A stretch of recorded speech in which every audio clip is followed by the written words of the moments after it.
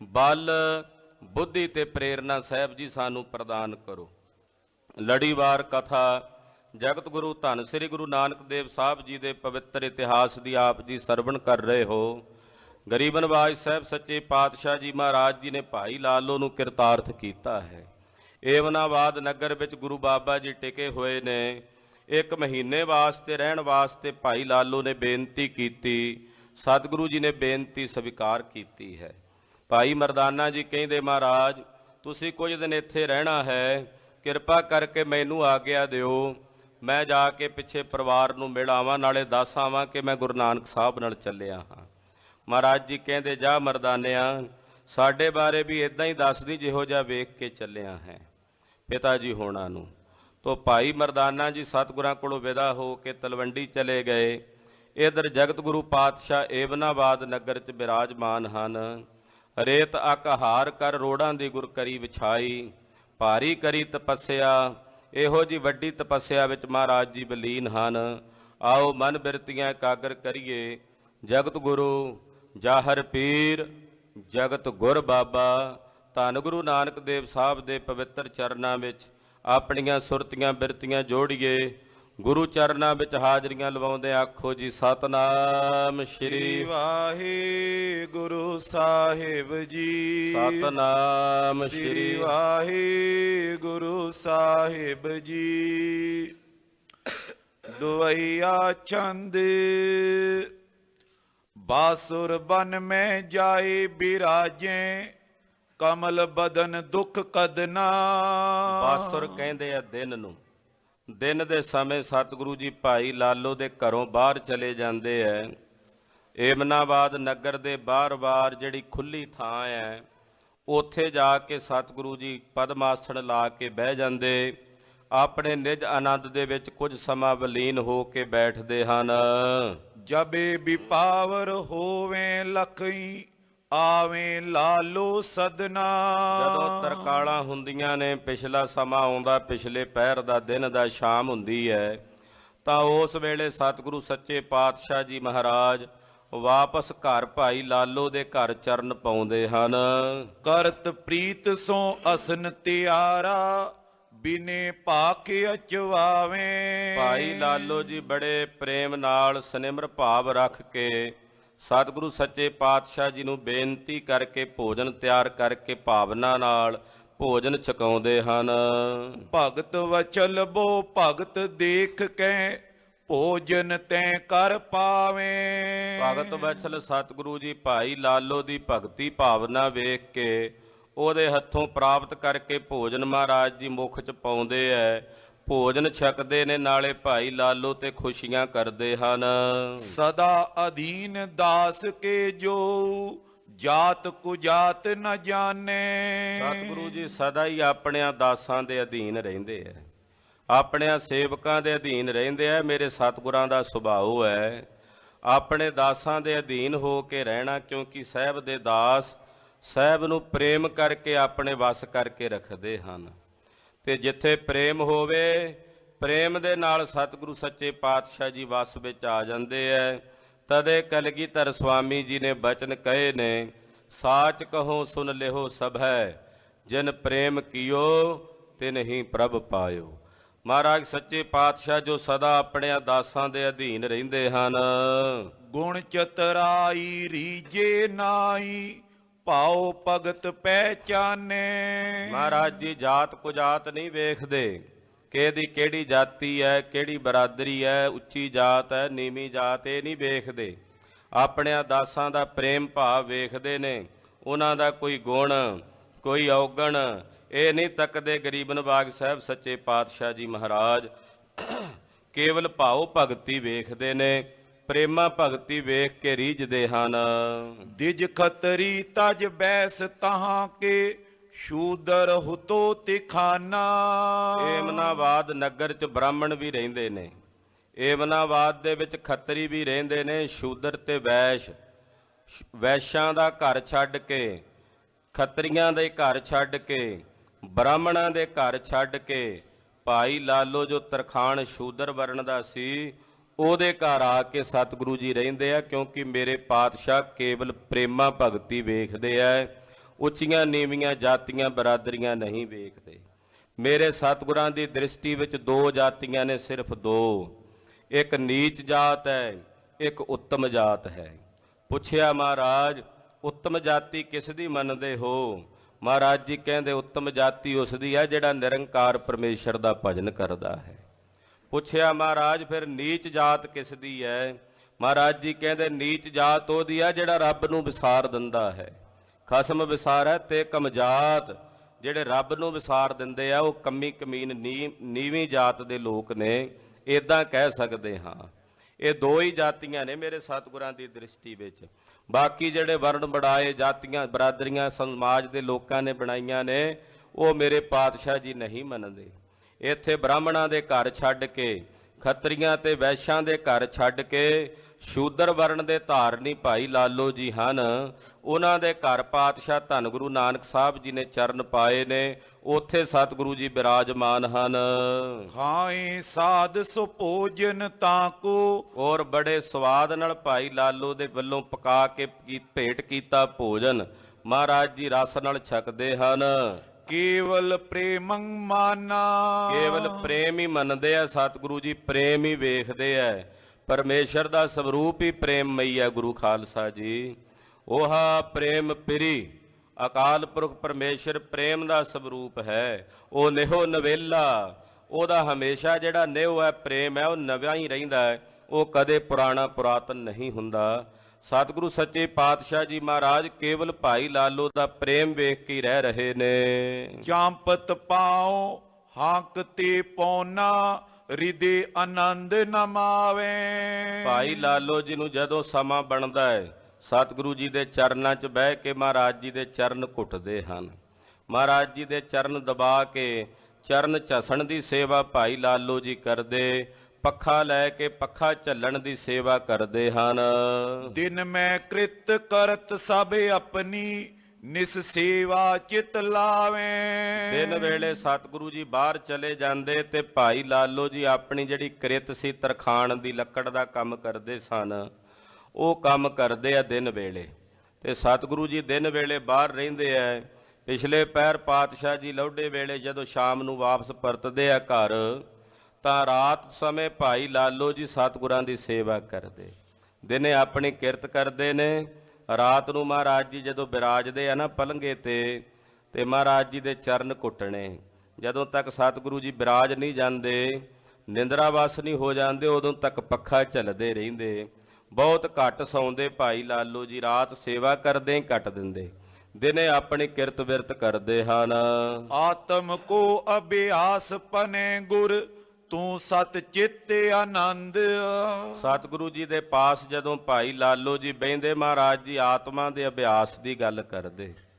ਆਤਮ ਅਭਿਆਸ ਦੇ ਉਪਦੇਸ਼ ਬਾਰੇ ਪਾਤਸ਼ਾਹ ਜੀ ਦਿੰਦੇ, ਭਾਈ ਲਾਲੋ ਨੂੰ ਉਪਦੇਸ਼ ਦਿੰਦੇ, ਆਤਮ ਕੀ ਹੈ, ਅਨਾਤਮ ਕੀ ਹੈ, ਬ੍ਰਹਮ ਕੀ ਹੈ, ਸੱਚ ਚੇਤਨ ਆਨੰਦ ਸਰੂਪ ਪਰਮੇਸ਼ਰ ਦਾ ਸਰੂਪ ਕੈਸਾ ਹੈ, ਉਹਦੇ ਬਾਰੇ ਸਤਿਗੁਰੂ ਸੱਚੇ ਪਾਤਸ਼ਾਹ ਜੀ ਬੇਅੰਤ ਉਪਦੇਸ਼ ਭਾਈ ਸਾਹਿਬ ਭਾਈ ਲਾਲੋ ਜੀ ਨੂੰ ਦੇ ਕੇ ਦ੍ਰਿੜ ਕਰਾਉਂਦੇ ਹਨ।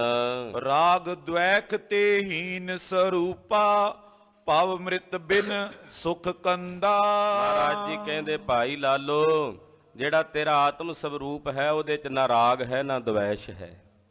ਆਤਮਾ 'ਚ ਰਾਗ ਦ્વੈਸ਼ ਨਹੀਂ ਹੈ। ਰਾਗ ਦ્વੈਸ਼ ਤਾਂ ਅਨਾਤਮ ਦੇ ਵਿੱਚ ਹੁੰਦੀ, ਆਤਮ ਦੇ ਵਿੱਚ ਨਹੀਂ। ਤੁਹਾਡੀ ਜੋ ਆਤਮਾ ਹੈ ਉਹ ਰਾਗ ਦ્વੈਸ਼ ਦੇ ਦਵੰਦ ਤੋਂ ਰਹਿਤ ਹੈ। ਉਹਦੇ ਵਿੱਚ ਜਨਮ ਮਰਨ ਦਾ ਦਵੰਦ ਵੀ ਨਹੀਂ ਹੈ। ਆਤਮਾ ਵਿੱਚ ਦਵੰਦ ਨਹੀਂ ਹੈ, ਉਹ ਜਨਮ ਮਰਨ ਤੋਂ ਵੀ ਰਹਿਤ ਹੈ। ਅਕ੍ਰੈ ਏਕ ਪ੍ਰਮਾਤਮ ਪੂਰਨ, ਜੈ ਬਿਨ ਜੜ ਹੈ ਮਾਇਆ।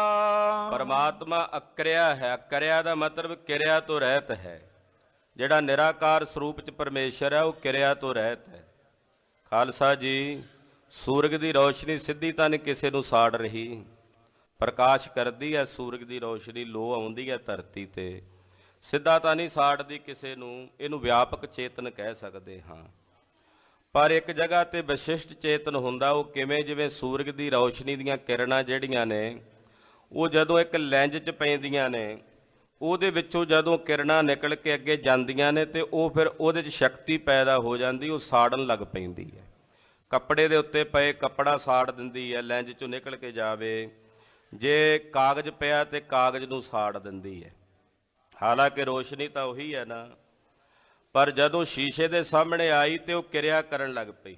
ਉਸ ਤੋਂ ਪਹਿਲਾਂ ਤਾਂ ਨਹੀਂ ਸੀ ਸਾੜ ਰਹੀ ਸੂਰਜ ਦੀ ਰੋਸ਼ਨੀ। ਇਸੇ ਤਰ੍ਹਾਂ ਪ੍ਰਮਾਤਮਾ ਜਿਹੜਾ ਵਿਆਪਕ ਚੇਤਨ ਰੂਪ 'ਚ ਹੋ ਕੇ ਜਦੋਂ ਵਿਆਪਕ ਹੁੰਦਾ ਉਦੋਂ ਕੁਝ ਨਹੀਂ ਕਰਦਾ, ਨਿਸ਼ਕਿਰਿਆ ਹੈ। ਪਰ ਜਦੋਂ ਮਾਇਆ ਰੂਪੀ ਲੈਂਜ ਉਹਦੇ ਸਾਹਮਣੇ ਆਉਂਦਾ ਹੈ, ਮਾਇਆ ਉਹਦੇ ਸਨਮੁਖ ਆਉਂਦੀ ਹੈ, ਉਹਦੇ ਵਿੱਚ ਫਿਰ ਉਹ ਵਿਸ਼ੇਸ਼ ਚੇਤਨ ਹੋ ਕੇ, ਉਹਨੂੰ ਵਿਸ਼ਿਸ਼ਟ ਚੇਤਨ ਕਹਿੰਦੇ ਹੈ, ਵਿਸ਼ਿਸ਼ਟ ਚੇਤਨ ਰੂਪ ਹੋ ਕੇ ਸੰਸਾਰ ਦੀ ਕਿਰਿਆ ਕਰਨ ਲੱਗ ਪੈਂਦਾ। ਸੰਸਾਰ ਜਿਵੇਂ ਉਹ ਅੱਗ ਪੈਦਾ ਹੋ ਗਈ, ਇੱਦਾਂ ਸੰਸਾਰ ਪੈਦਾ ਹੋ ਜਾਂਦਾ ਹੈ।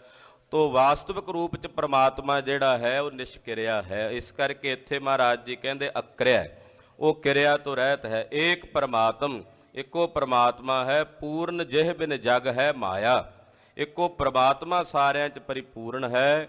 ਉਹਦੇ ਤੋਂ ਬਿਨਾਂ ਇਹ ਸਾਰਾ ਜਗਤ ਕੇਵਲ ਇੱਕ ਮਾਇਆ ਹੈ, ਭੁਲਾਵਾ ਹੈ, ਭੁਲੇਖਾ ਹੈ। ਸ਼੍ਰੀ ਗੁਰ ਕੇ ਬਚ ਸੁਨਿਆ ਸਲਾਲੋ। ਸਤਿਗੁਰੂ ਜੀ ਦੇ ਪਾਵਨ ਬਚਨ ਭਾਈ ਸਾਹਿਬ ਭਾਈ ਲਾਲੋ ਜੀ ਸੁਣਦੇ ਹਨ। ਸਭ ਅਗਿਆਨ ਗਵਾਇਆ। ਸਾਹਿਬ ਜੀ ਦੇ ਬਚਨ ਸੁਣ ਕੇ ਭਾਈ ਲਾਲੋ ਦਾ ਸਾਰਾ ਅਗਿਆਨ ਦੂਰ ਹੋ ਗਿਆ। ਜਿੰਨਾ ਅਗਿਆਨ ਸੀ ਹਿਰਦੇ 'ਚ, ਅਗਿਆਨ ਦੀ ਨਿਰਵਿਰਤੀ ਹੋ ਗਈ, ਗਿਆਨ ਸੰਪੰਨ ਹੋ ਗਏ। ਬੀਤੀ ਹੁਤੀ ਬਾਸ਼ਨਾ ਮਨ ਮੈਂ, ਪਇਓ ਤਤ ਕੋ ਬੇਤਾ। ਜਿਹੜੀਆਂ ਮਨ ਦੀਆਂ ਵਾਸ਼ਨਾਵਾਂ ਸਨ ਉਹ ਬੀਤ ਗਈਆਂ, ਔਰ ਤਤ ਬੇਤਾ ਮਹਾਂਪੁਰਸ਼ ਹੋ ਗਏ ਭਾਈ ਲਾਲੋ ਜੀ। ਤਤ ਬੇਤਾ, ਬੇਤਾ ਕਹਿੰਦੇ ਨੇ ਜਾਣਨ ਵਾਲੇ ਨੂੰ, ਤੇ ਤਤ ਕਹਿੰਦੇ ਨੇ ਆਤਮਾ ਨੂੰ। ਜਿਹੜਾ ਆਤਮਾ ਨੂੰ ਜਾਣ ਲਵੇ ਉਹਨੂੰ ਕਹਿੰਦੇ ਆ ਤਤ ਬੇਤਾ ਮਹਾਂਪੁਰਸ਼। ਤਤ ਬੇਤਾ ਜਿਹੜਾ ਤਤ ਨੂੰ ਜਾਣ ਲਵੇ ਵੀ ਤਤ ਕੀ ਹੈ। ਭਾਈ ਲਾਲੋ ਜੀ ਨੇ ਤਤ ਜਾਣ ਲਿਆ। ਤਤ ਨੂੰ ਜਾਣ ਕੇ ਉਹਦੇ ਵਿੱਚ ਪ੍ਰਵਿਰਤ ਹੋ ਗਏ ਨੇ। ਮਨ ਦੀਆਂ ਜਿਤਨੀਆਂ ਵੀ ਵਾਸ਼ਨਾਵਾਂ ਸਨ ਉਹ ਸਾਰੀਆਂ ਵਾਸ਼ਨਾਵਾਂ ਲੈ ਹੋ ਗਈਆਂ, ਚਲੀਆਂ ਗਈਆਂ। ਅਸ ਬਿਦ ਦਿਵਸ ਬਿਤਾਏ ਕਛ ਤੈ, ਸ਼੍ਰੀ ਬੇਦੀ ਕੁਲ ਕੇਤਾ। ਬੇਦੀਆਂ ਦੇ ਕੁਲ ਦੇ ਕੇਤੂ ਜਗਤ ਗੁਰੂ ਗੁਰੂ ਨਾਨਕ ਸਾਹਿਬ ਜੀ ਨੇ ਕੁਝ ਦਿਨ ਇਸੇ ਤਰ੍ਹਾਂ ਭਾਈ ਲਾਲੋ ਦੇ ਘਰ ਬਤੀਤ ਕੀਤੇ। ਦੋਹਰਾ ਸੁਨ ਸ਼ਰੋਤਾ ਚਿਤ ਲਾਏ ਕੈ, ਸਿੱਖੀ ਪ੍ਰਾਪਤ ਹੋਏ। ਮਾਂ ਕਵੀ ਜੀ ਇਹ ਕਥਾ ਸੁਣਾ ਰਹੇ ਨੇ। ਕਹਿੰਦੇ ਹੈ ਸਰੋਤਾ ਜਨੋ, ਸਤਿਗੁਰੂ ਗੁਰੂ ਨਾਨਕ ਸਾਹਿਬ ਦੀ ਇਹ ਕਥਾ ਚਿੱਤ ਲਾ ਕੇ ਸੁਣੋ। ਇਸ ਕਥਾ ਨੂੰ ਸੁਣ ਕੇ ਕੀ ਮਿਲੇਗਾ? ਇਸ ਕਥਾ ਨੂੰ ਸੁਣ ਕੇ ਸਿੱਖੀ ਦਾ ਦਾਨ ਪ੍ਰਾਪਤ ਹੋਵੇਗਾ। ਸਿੱਖੀ, ਖਾਲਸਾ ਜੀ ਗੁਰੂ ਕੇ ਸਿੱਖ ਵਾਸਤੇ ਇਸ ਪੂਰੇ ਸੰਸਾਰ ਭਰ ਵਿੱਚ, ਪੂਰੇ ਵਿਸ਼ਵ ਭਰ ਵਿੱਚ, ਪੂਰੇ ਬ੍ਰਹਿਮੰਡ ਵਿੱਚ ਅਗਰ ਕੋਈ ਸਭ ਤੋਂ ਸ੍ਰੇਸ਼ਟ ਵਸਤੂ ਹੈ ਗੁਰੂ ਕੇ ਸਿੱਖ ਲਈ, ਸਭ ਤੋਂ ਸ੍ਰੇਸ਼ਟ ਦਾਤ ਹੈ ਕੋਈ, ਤਾਂ ਉਹ ਗੁਰੂ ਕੇ ਸਿੱਖ ਵਾਸਤੇ ਗੁਰੂ ਚਰਨਾਂ 'ਚੋਂ ਸਿੱਖੀ ਦਾ ਦਾਨ ਪ੍ਰਾਪਤ ਹੋਣ ਦੀ ਦਾਤ ਹੈ।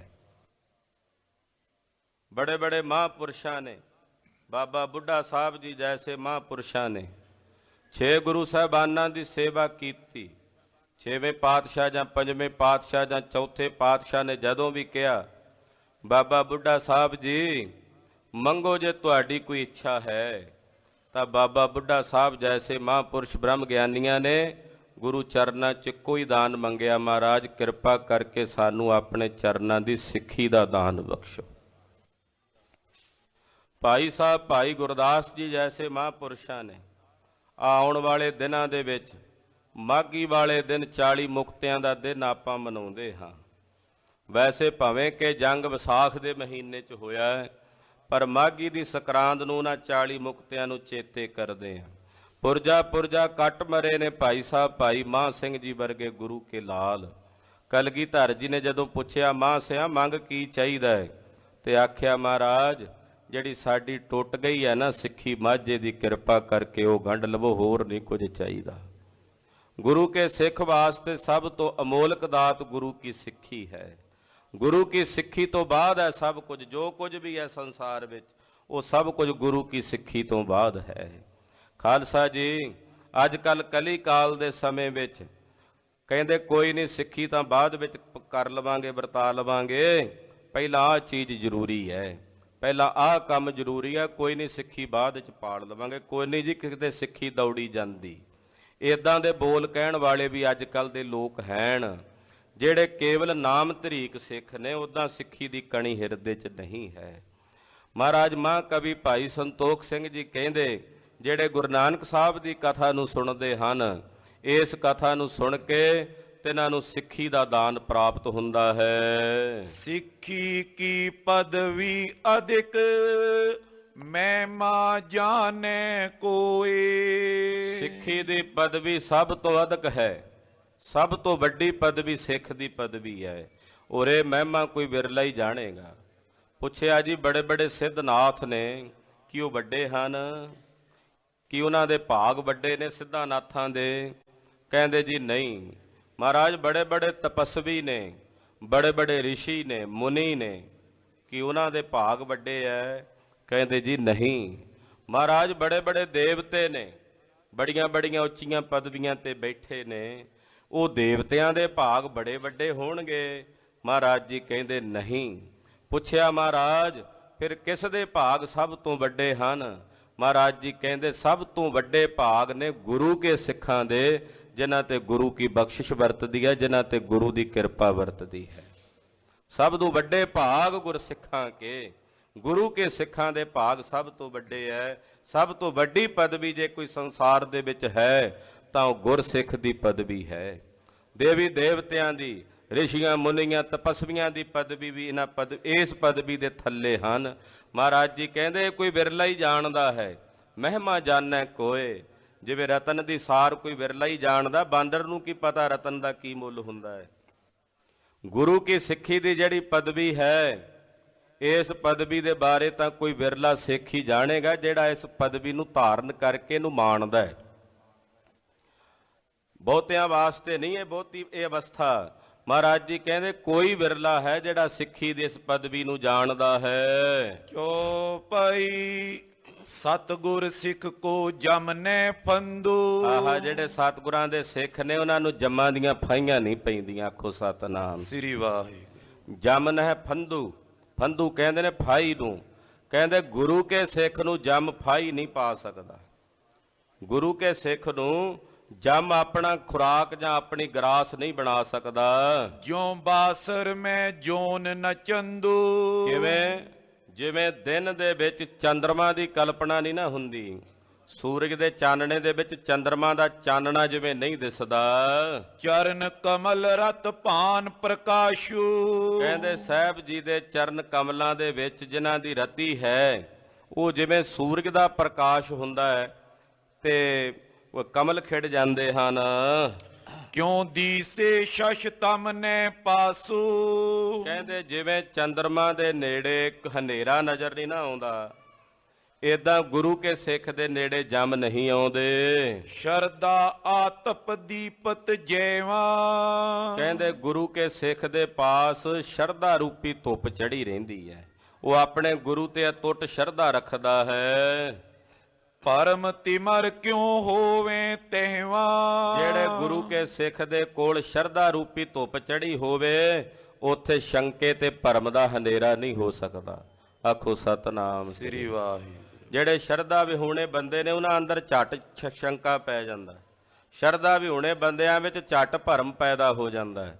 ਜਿਹੜਾ ਗੁਰੂ ਕਾ ਸਿੱਖ ਹੈ, ਉਹਦੇ ਹਿਰਦੇ 'ਚ ਆਪਣੇ ਗੁਰੂ ਪ੍ਰਤੀ ਇੰਨੀ ਅਟੁੱਟ ਸ਼ਰਧਾ ਹੈ, ਜਿਵੇਂ ਧੁੱਪ ਨਹੀਂ ਨਾ, ਧੁੱਪ ਦੇ ਨੇੜੇ ਹਨੇਰਾ ਨਹੀਂ ਆਉਂਦਾ, ਏਦਾਂ ਗੁਰੂ ਕੇ ਸ਼ਰਧਾਵਾਨ ਸਿੱਖ ਦੇ ਨੇੜੇ ਕਿਸੇ ਵੀ ਪ੍ਰਕਾਰ ਦਾ ਸ਼ੰਕਾ ਤੇ ਭਰਮ ਨਹੀਂ ਆਉਂਦਾ। ਬੜੇ ਬੜੇ ਸ਼ੰਕੇ ਪਾਉਣ ਵਾਲੇ ਤੁਹਾਨੂੰ ਮਿਲਣਗੇ ਸਮਾਜ ਵਿੱਚ। ਯਾਦ ਰੱਖਿਓ ਗੁਰੂ ਕੇ ਸਿੱਖੋ, ਸ਼ੰਕਾ ਪਾਉਣ ਵਾਲੇ ਬਹੁਤ ਮਿਲਣਗੇ, ਪਰ ਸ਼ੰਕੇ ਨੂੰ ਨਿਵਾਰਨੇ ਵਾਲਾ ਕੋਈ ਵਿਰਲਾ ਮਿਲੇਗਾ। ਤੇ ਸ਼ੰਕਾ ਗ੍ਰਸਤ ਹੋਣ ਵਾਲੇ ਵੀ ਬੜੇ ਹੋਣਗੇ ਸੰਸਾਰ ਦੇ ਵਿੱਚ, ਪਰ ਜਿਨ੍ਹਾਂ ਅੰਦਰ ਆਪਣੇ ਗੁਰੂ ਤੇ ਅਟੁੱਟ ਸ਼ਰਧਾ, ਭਰੋਸਾ, ਵਿਸ਼ਵਾਸ, ਯਕੀਨ ਹੈ, ਉਹਨਾਂ ਅੰਦਰ ਕਦੇ ਕਿਸੇ ਪ੍ਰਕਾਰ ਦਾ ਸ਼ੰਕਾ ਨਹੀਂ ਪੈਂਦਾ। ਭਾਵੇਂ ਸ਼ੰਕਾ ਪਾਉਣ ਵਾਲਾ ਬੜਾ ਬਲੀ ਹੋ ਕੇ ਸ਼ੰਕਾ ਪਾਵੇ, ਉਹ ਕਦੇ ਸ਼ੰਕਾ ਨਹੀਂ ਪਾ ਸਕਦਾ ਗੁਰੂ ਕੇ ਸਿੱਖ ਦੇ ਹਿਰਦੇ ਵਿੱਚ।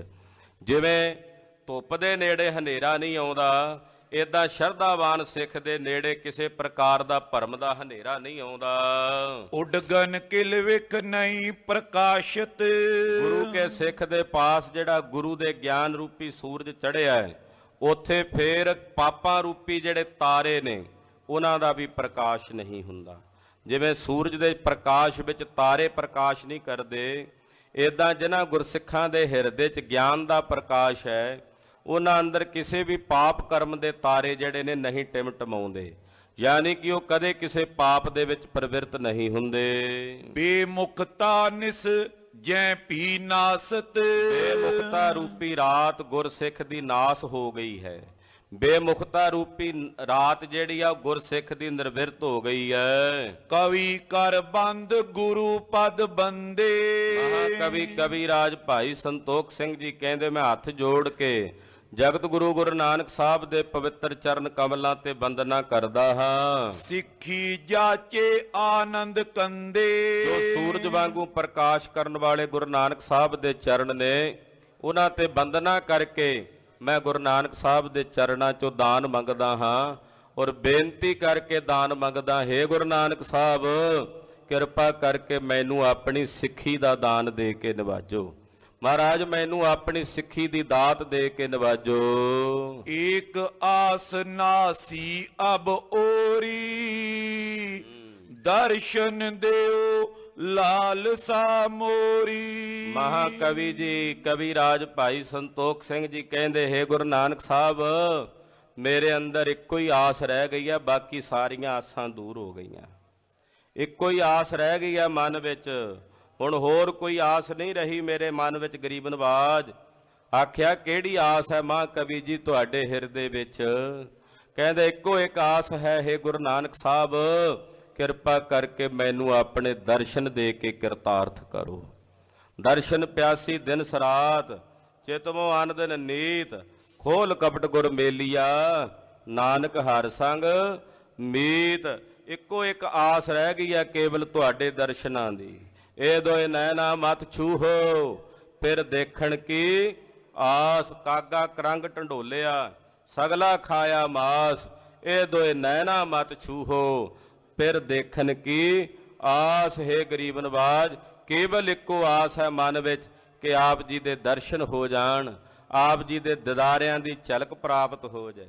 ਭਾਈ ਸਾਹਿਬ ਭਾਈ ਨੰਦ ਲਾਲ ਸਾਹਿਬ ਜੀ ਖੜੇ ਐ ਝਰੋਖੇ ਵਿੱਚ ਕਲਗੀਆਂ ਵਾਲੇ ਚੋਜੀ ਪ੍ਰੀਤਮ ਨੇ, ਥੱਲੇ ਭਾਈ ਨੰਦ ਲਾਲ ਸਾਹਿਬ ਖੜੇ ਐ, ਖਲੋਤਿਆਂ ਆਵਾਜ਼ ਮਾਰਦੇ ਹਨ, ਹੇ ਬਾਜਾਂ ਵਾਲੇ, ਹੇ ਕਲਗੀਆਂ ਵਾਲੇ ਚੋਜੀ ਪ੍ਰੀਤਮ ਸਾਹਿਬ ਜੀ ਮੇਰਾ ਦਿਲ ਲੈ ਲਓ, ਮੇਰਾ ਮਨ ਲੈ ਲਓ। ਮਹਾਰਾਜ ਸੱਚੇ ਪਾਤਸ਼ਾਹ ਨੂੰ ਆਵਾਜ਼ ਮਾਰ ਕੇ ਕਹਿੰਦੇ, ਭਾਈ ਨੰਦ ਲਾਲ ਸਾਹਿਬ, ਭਾਈ ਨੰਦ ਲਾਲ ਸਾਹਿਬ ਦੀ ਦ੍ਰਿਸ਼ਟੀ ਨਾਲ ਵੇਖੀਏ ਕਲਗੀਧਰ ਕੈਸੇ ਹਨ। ਭਾਈ ਨੰਦ ਲਾਲ ਸਾਹਿਬ ਦੀ ਬਾਣੀ ਪੜ੍ਹੇ ਬਿਨਾ ਕਲਗੀਧਰ ਦੀ ਸ਼ਖਸੀਅਤ ਦਾ ਪਤਾ ਨਹੀਂ ਲੱਗਦਾ। ਉਹਨਾਂ ਦੀ ਦ੍ਰਿਸ਼ਟੀ ਨਾਲ ਵੇਖੀਏ ਕਲਗੀਧਰ ਕੌਣ ਹਨ। ਭਾਈ ਨੰਦ ਲਾਲ ਸਾਹਿਬ ਕਹਿੰਦੇ, ਕਲਗੀਧਰ ਉਹ ਨੇ ਜਿਹੜੇ ਸੰਸਾਰ ਦੇ ਹਰ ਸਰੀਰ 'ਚ ਵਸਦੇ ਹੈ। ਰੂਹ ਦਰ ਹਰ ਜਿਸਮ ਗੁਰੂ ਗੋਬਿੰਦ ਸਿੰਘ ਜੋ ਸਾਰਿਆਂ ਦੇ ਜਿਸਮਾਂ ਵਿੱਚ ਰੂਹ ਬਣ ਕੇ ਬਿਰਾਜਮਾਨ ਨੇ। ਕਹਿੰਦੇ ਕੌਣ ਨੇ ਕਲਗੀਧਰ? ਕਹਿੰਦੇ ਜਿਹੜੇ ਸਾਰਿਆਂ ਦੇ ਨੇਤਰਾਂ ਦੇ ਵਿੱਚ ਪ੍ਰਕਾਸ਼ ਕਰਕੇ ਵੇਖ ਰਹੇ ਨੇ। ਨੂਰ ਹਰ ਦਰ ਚਸ਼ਮ ਗੁਰੂ ਗੋਬਿੰਦ ਸਿੰਘ। ਕਹਿੰਦੇ ਜਿੰਨੇ ਲੋਕਾਂ ਦੀਆਂ ਅੱਖਾਂ ਦਾ ਨੂਰ ਹੈ, ਇਹ ਨੂਰ ਸ੍ਰੀ ਗੁਰੂ ਗੋਬਿੰਦ ਸਿੰਘ ਸਾਹਿਬ ਦਾ ਨੂਰ ਹੈ। ਖਲੋਤੇ ਨੇ ਥੱਲੇ ਉੱਤੇ ਝਰੋਖੇ 'ਚ ਕਲਗੀਆਂ ਵਾਲੇ ਪਾਤਸ਼ਾਹ ਨੇ, ਥੱਲਿਓਂ ਆਵਾਜ਼ ਮਾਰ ਕੇ ਕਹਿੰਦੇ, ਭਾਈ ਨੰਦ ਲਾਲ ਸਾਹਿਬ ਮਹਾਰਾਜ ਦਿਲ ਲੈ ਲਓ। ਤੇ ਕਲਗੀਆਂ ਵਾਲੇ ਪਾਤਸ਼ਾਹ ਜੀ ਮਹਾਰਾਜ ਜੀ ਦੀ ਆਵਾਜ਼ ਆਈ, ਕਿਸ ਬਦਲੇ ਬਈ, ਕਿਸ ਬਦਲੇ? ਤੇ ਭਾਈ ਨੰਦ ਲਾਲ ਸਾਹਿਬ ਹੱਥ ਜੋੜ ਕੇ ਕਹਿੰਦੇ, ਮਹਾਰਾਜ ਆਪਣੇ ਦਰਸ਼ਨ ਦੀ ਇੱਕ ਝਲਕ ਦੇ ਬਦਲੇ, ਤੁਹਾਡੇ ਦਰਸ਼ਨਾਂ ਦੀ ਇੱਕ ਝਲਕ ਦੇ ਬਦਲੇ ਮੇਰਾ ਹਿਰਦਾ ਮੇਰਾ ਮਨ ਆਪ ਜੀ ਲੈ ਲਵੋ। ਗਰੀਬ ਨਵਾਜ ਮਹਾਰਾਜ ਜੀ ਦੇ ਦਰਸ਼ਨਾਂ ਦੀ ਆਸ ਰੱਖਦਾ ਗੁਰੂ ਕਾ ਸਿੱਖ। ਮਹਾਕਵੀ ਭਾਈ ਸੰਤੋਖ ਸਿੰਘ ਜੀ ਕਹਿੰਦੇ, ਇੱਕੋ ਆਸ ਰਹਿ ਗਈ ਹੈ ਮੇਰੇ ਮਨ 'ਚ, ਏਕ ਆਸ ਨਾਸੀ ਅਬ ਆਗੇ ਦਰਸ਼ਨ ਦੇਹੋ ਲਾਲਸਾ ਮੋਰੀ। ਮਹਾਰਾਜ ਜੀ ਇੱਕੋ ਆਸ ਹੈ ਮੇਰੇ ਹਿਰਦੇ 'ਚ, ਬਾਕੀ ਸਾਰੀਆਂ ਆਸਾਂ ਨਾਸ ਹੋ ਗਈਆਂ ਨੇ। ਹੇ ਗੁਰੂ ਨਾਨਕ ਸਾਹਿਬ ਕਿਰਪਾ ਕਰਕੇ ਮੈਨੂੰ ਆਪਣੇ ਦਰਸ਼ਨ ਦਿਓ, ਮੈਨੂੰ ਆਪਣੇ ਦਰਸ਼ਨਾਂ ਦੀ ਝਲਕ ਪ੍ਰਦਾਨ ਕਰੋ। ਦੋਹਰਾ ਸ਼੍ਰੀ ਗੁਰ ਚਰਨ ਸਰੋਜ ਕੀ ਰਾਜ ਸ਼੍ਰਿੰਖਲ ਗਲ ਪਾਏ। ਕਹਿੰਦੇ ਗੁਰੂ ਨਾਨਕ ਸਾਹਿਬ ਦੇ ਚਰਨ ਕਮਲਾਂ ਦੀ ਧੂੜ, ਰਾਜ ਕਹਿੰਦੇ ਆ ਧੂੜੀ ਨੂੰ, ਮਹਾਰਾਜ ਜੀ ਦੇ ਚਰਨਾਂ ਦੀ ਧੂੜ। ਹੇ ਗਰੀਬ ਨਵਾਜ, ਤੁਹਾਡੇ ਚਰਨ ਕਮਲਾਂ ਦੀ ਧੂੜ ਦਾ ਸੰਗਲ ਮੈਂ ਆਪਣੇ ਗਲ ਵਿੱਚ ਪਾਉਣਾ। ਆਖੋ ਸਤਿਨਾਮ ਸ੍ਰੀ ਵਾਹਿਗੁਰੂ। ਸ਼੍ਰਿੰਖਲ ਕਹਿੰਦੇ ਨੇ ਸੰਗਲ ਨੂੰ। ਮਹਾਰਾਜ ਗੁਰੂ ਨਾਨਕ ਸਾਹਿਬ ਜੀ, ਤੁਹਾਡੇ ਚਰਨ ਕਮਲਾਂ ਦੀ ਜਿਹੜੀ ਧੂੜੀ ਹੈ, ਇਹਨੂੰ ਮੈਂ ਸੰਗਲ ਬਣਾ ਕੇ ਆਪਣੇ ਗਲ ਵਿੱਚ ਪਾ ਕੇ ਮਨ ਗੋਇੰਦ ਕੋ ਰੋਕ ਕਰ ਕਹੋ ਕਥਾ ਗਤ ਦਾਏ। ਮਨ ਰੂਪੀ ਹਾਥੀ ਨੂੰ ਕਿਹੜੇ ਗਲ 'ਚ ਪਾਉਣਾ? ਇਹ ਜਿਹੜਾ ਮਨ ਹੈ, ਹਾਥੀ ਹੈ, ਕਾਬੂ ਨਹੀਂ ਨਾ ਰਹਿੰਦਾ, ਬਲੀ ਬੜਾ ਹੈ। ਕਹਿੰਦੇ ਮਨ ਰੂਪੀ ਹਾਥੀ ਦੇ ਗਲ ਵਿੱਚ ਤੁਹਾਡੇ ਚਰਨ ਕਮਲਾਂ ਦੀ ਧੂੜੀ ਰੂਪੀ ਸੰਗਲ ਪਾ ਕੇ ਇਹਨੂੰ ਕਾਬੂ ਕਰਕੇ ਤੁਹਾਡੀ ਮੁਕਤੀ ਦੇਣ ਵਾਲੀ ਕਥਾ ਮੈਂ ਕਹਿੰਦਾ ਹਾਂ। ਕਹੋ ਕਥਾ ਗਤ ਦਾਏ, ਤੁਹਾਡੀ ਮੁਕਤੀ ਦੇਣ ਵਾਲੀ ਕਲਿਆਣਕਾਰੀ ਕਥਾ, ਉਹ ਮੈਂ ਮਨ ਰੂਪੀ ਹਾਥੀ ਨੂੰ ਕਾਬੂ ਕਰਕੇ ਕਹਿੰਦਾ ਹਾਂ। ਕਹਿੰਦੇ ਇੱਕ ਵਾਰ